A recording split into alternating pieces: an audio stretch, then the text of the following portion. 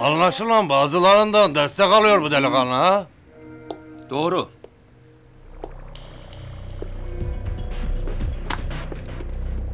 Doğru, bazılarından destek alıyorlar. O destek aldıkları adam da benim. Ben demedim mi? Bundan sonra kumar yok, esrar yok, eroin yok. Hele haraç hiç yok. Toplayın lan şunu. Yıkıl lan karşımdan. Haddini bil Karali! Gardiyan! Gardiyan! Gardiyan! Tövbe mi lan? Tövbe de! Gardiyan! Adam Tövbe öldürüyor! mi lan? Karali! Yeter artık senin yaptıkların!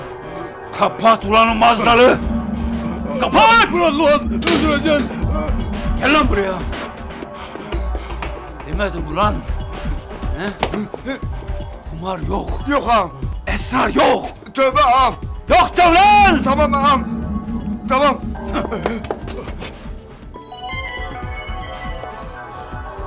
Yok!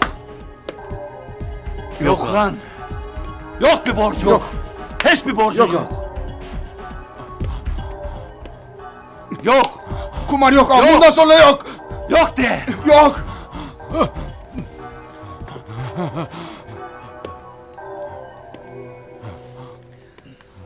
Bundan sonra ne dersem o olacak. Yenilmeyin. Hele böyle itlere hiç... Yok değilsem yok. Yok!